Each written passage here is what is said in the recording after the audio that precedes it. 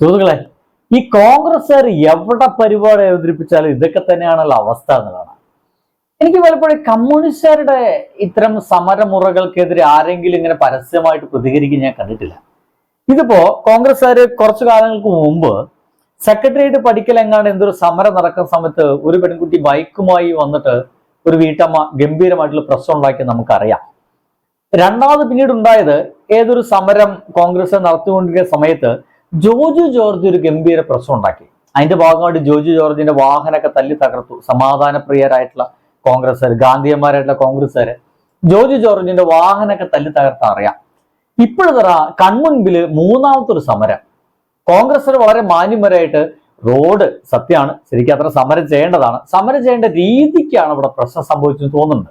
എന്തായാലും രാവിലെ ഒരു 10 മണി സമയത്ത് കുട്ടികളൊക്കെ സ്കൂളിലേക്കൊക്കെ പോകുമ്പോൾ ജോലിക്കൊക്കെ തിരക്കായിട്ട് പോകുന്ന സമയത്താണ് കോൺഗ്രസ്സുകാർ സമരം നടത്തിയത്. സമര റോഡ് നേരാക്കാൻ വേണ്ടിയിട്ടാണ്. അതിന്റെ ഭാഗമായിട്ട് കുഴിയുള്ള ഭാഗത്ത് കോൺഗ്രസ്സുകാർ വാഴ നട്ടു.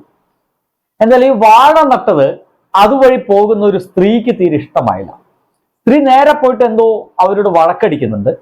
പിന്നെ നേരെ വന്നിട്ട് ആ വാഴ പിടിച്ചു വലിച്ചെറിയാണ്. അവർക്കൊന്നും ചെയ്യാൻ പറ്റാൻ നിൽക്കണം. കാരണം അവിടെ ക്യാമറാസ് ഉണ്ട്, മാധ്യമങ്ങളുണ്ട്, ലൈവായിട്ട്. ഇനിയിപ്പോ ആ സ്ത്രീ എന്ത് ഉപദ്രവിക്കുക മറ്റു ചെയ്ത് കഴിഞ്ഞാൽ പിന്നെ പണിയായി, ഒരു രക്ഷ ഉണ്ടാവില്ല. കോൺഗ്രസിന്റെ ഉള്ള വില കൂടി പോയി കളയും. എന്തായാലും ആ സ്ത്രീ പ്രതികരിച്ച രീതി ഭയങ്കര രസകരമുണ്ട്. ഇൻട്രസ്റ്റിംഗ് ആയതുകൊണ്ട് മാത്രം ഒന്ന് കാണിച്ചു തരാം കേട്ടോ, ഒന്ന് നോക്കി നോക്കൂ.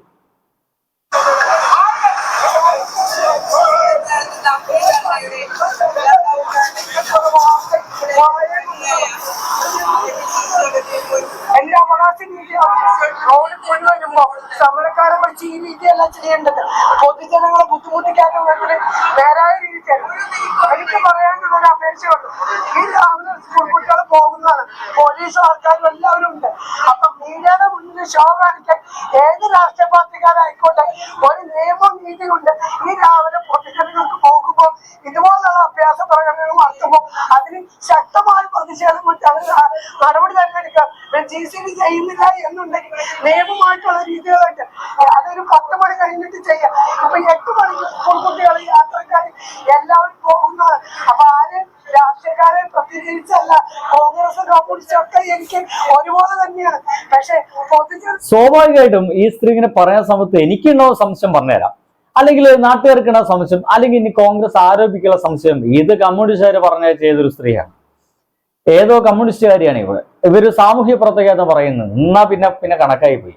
അവർ തീർച്ചയായിട്ടും ഒരു കമ്മ്യൂണിസ്റ്റുകാരി തന്നെയാണ്. അവർ വന്നിട്ട് കമ്മ്യൂണിസ്റ്റുകാർ ഈ ഒരു സമരം കുളമാക്കാൻ വേണ്ടി പറഞ്ഞു വിട്ടാണ്.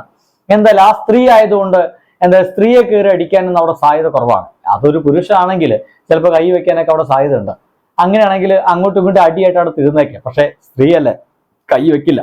അതുകൊണ്ട് സമരം പൊളിക്കാൻ വളരെ എളുപ്പമാണ്. അങ്ങനെയാണെങ്കിൽ ഇത് കമ്മ്യൂണിസ്റ്റുകാർ പറഞ്ഞു വെച്ച ഒരാളായിരിക്കണം. ബാക്കി കേൾക്കാൻ കേട്ടോ. ബുദ്ധിമുട്ടിച്ച ഞാനൊരു സാമൂഹ്യ പ്രവർത്തകയാണ്. എന്തിനു പ്രതിഷേധിക്കും, അതിന് എനിക്ക് എന്ത് കേസ് വന്നാലും ശരി. പക്ഷെ റോഡ് ഉപരോധിച്ചതിന് ശക്തമായി കേസെടുക്കണം. കാരണം ജനങ്ങളെ ബുദ്ധിമുട്ടിക്കാന്ന് ഒരു വാഴ വയ്ക്കുന്നതിനല്ല, ഒരൊറ്റ ജനങ്ങൾ ഇതിനകത്ത് വീഴും. ഈ രാവും പകലും ഓരോ മുനിസിപ്പാലിറ്റിയുടെ മുന്നിൽ, കോർപ്പറേഷൻ മുന്നിലും ഈ റോഡ് കുഴിക്കായാലും അനീതിക്ക് ഞാൻ പരാതി കൊടുത്തിട്ടുണ്ട്. ഇപ്പൊ GCD സാറിന്റെ ഞാൻ വിളിച്ചോണ്ട് വന്നു. അദ്ദേഹം ആണെങ്കിൽ കുഴി മാറ്റി.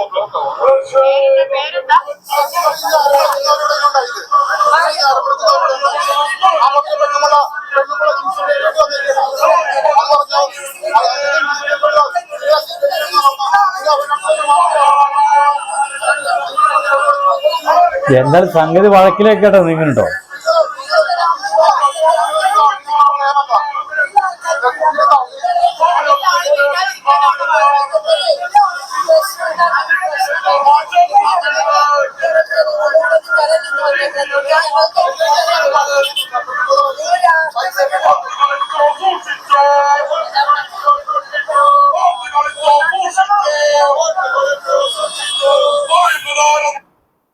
പാവം.